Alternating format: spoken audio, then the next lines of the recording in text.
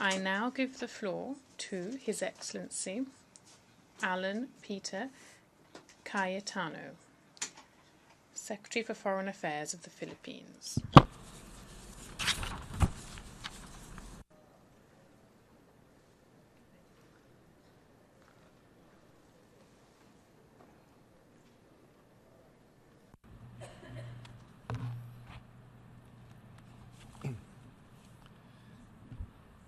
There was a widow who suffered an injustice.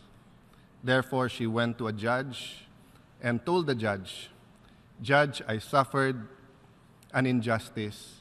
Give me justice." The judge did nothing, so the next day she went to his office. Still, he did nothing. So he went to his house during a breakfast time and was knocking on the door and saying, "Judge, give me justice." Still nothing happened. Finally, she waited for him at night before dinner time, and still he would not see her. So she went at midnight and knocked on his door and woke him up, until finally the judge went out and told her, "You know, ma'am, I do not fear God, nor do I fear man. But because of your persistence, I will give you justice." To the Honorable President of the General Assembly, Your Excellencies, Secretary General, we all grew up with stories, anecdotes, and parables, stories that give us hope, build our character, and spark our determination to change the world. We are told these stories at home, in schools, in places of worship. Thus, we come out of adolescence and enter adulthood with such idealism that we know in our heart that we can change the world, that we are here to unite and not to divide, that we are here to heal and not to hurt. This is the same spirit of idealism we feel the first time we enter the United Nations. Unfortunately, as time goes by, many, if not most of us, are changed by this world. We become victims of pragmatism rather than champions of idealism. And as things get complicated and struggles get more difficult, we are tempted to simply do what is already being done and accept that we cannot solve the problem. When this happens, we settle for a statement from the majority rather than a broad consensus on how to actually solve the problem. This reminds us that persistence is good, but it doesn't mean that we should be repetitive and simply keep doing the same thing. Albert Einstein defines stupidity as doing the same thing over and over again and expecting different results. While certainly there is no stupidity in the United Nations, yet a tendency to just keep doing the same thing seems to plague us all. Trying new things is a challenge. It might not work. But we shouldn't be afraid of trying, nor should we be afraid of failing. What we should fear is stagnating, that we as a community of nations end up accepting failure and making ourselves feel better by doing something, even if this doing something is the same thing that precisely failed to address the issues and solve the problems. The good news is that there is persistence in hope. There is persistence in what we call hope and in idealism, in the aspiration of wanting to change the world. We teach our children to love God and to love our neighbor. But do we really practice what we preach? So much inhumanity around the world has been done in the name of God, and so little at times are being done for our neighbors. We live in a world that is fast becoming bigger, but constantly getting smaller. From families to clans to tribes to a federation of tribes, which we call a nation, now we are but one global village. And with tools like the internet and social media, everything is known and communicated in real time. Thus, nowadays, we are all neighbors, all members of the same global community. We rise up together, we suffer together. Being connected to each other all the time has transformed the world into a global community, and we are all citizens of this world. Today, our social contract is no longer confined to our nation state. We should therefore exert efforts to connect, to emphasize commonalities and not differences, to think that we are less Filipinos, Americans, Chinese, French, Russians, and to think that we are more of ourselves as global citizens, the people of the United Nations.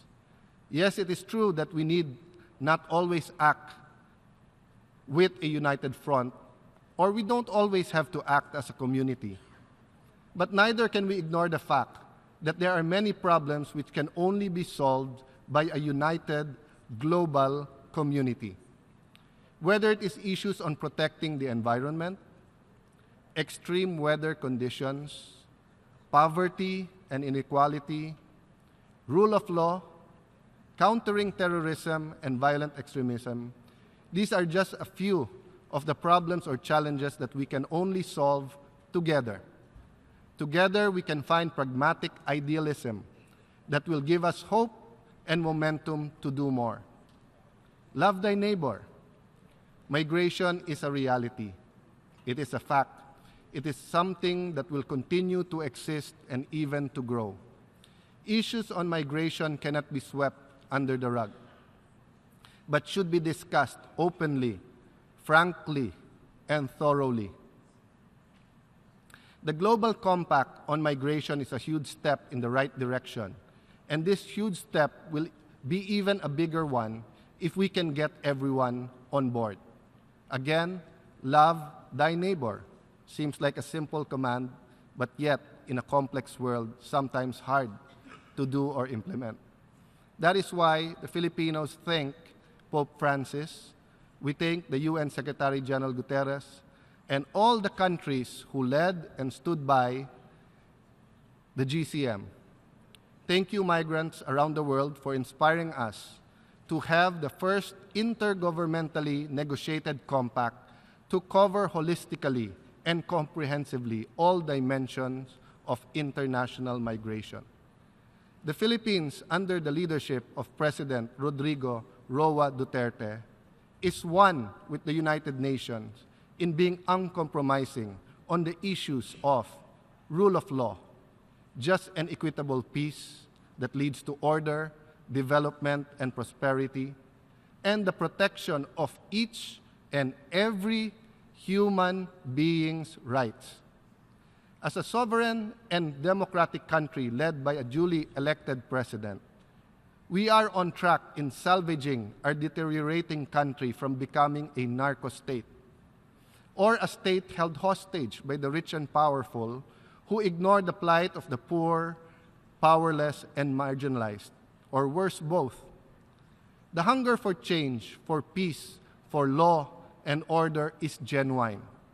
There is passion to improve our economy so that the more than 100 million Filipinos abroad may choose to work at home or abroad and not be forced by poverty or lack of quality jobs to go abroad to find high-paying jobs at the expense of leaving the country and separating families.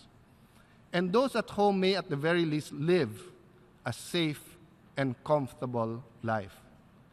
We may somehow and sometimes differ in how we express ourselves, yet this should not be interpreted as turning our backs on the Universal Declaration on Human Rights.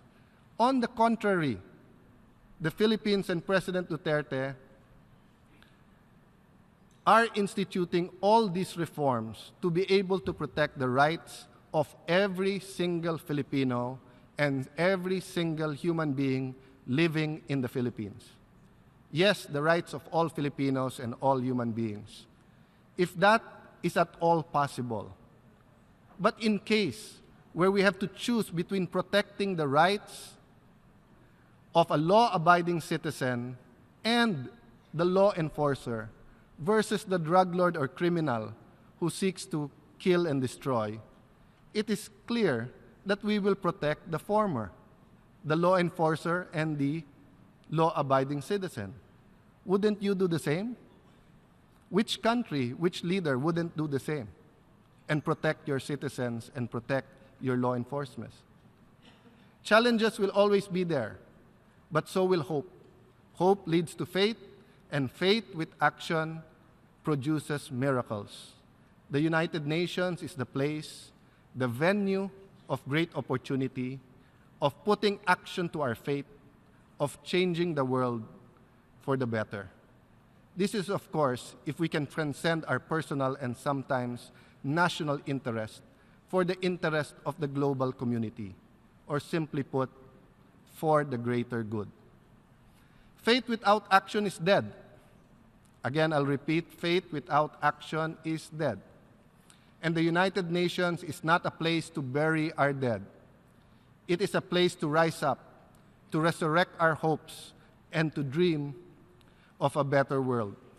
The President of the General Assembly, Her Excellency Maria Fernanda Espinosa Garces, provides us with hope and something to aspire for, as seen in this year's theme, making the United Nations relevant to all people, global leadership and shared responsibilities for peaceful, equitable, and sustainable societies. Making the United Nations relevant to all is difficult. It is a dream, yet it is a dream worth fighting for. The Filipino people will remain to be persistent in our quest for peace, order, development, and prosperity, and the quest for a safe and comfortable life for all those living in the Philippines.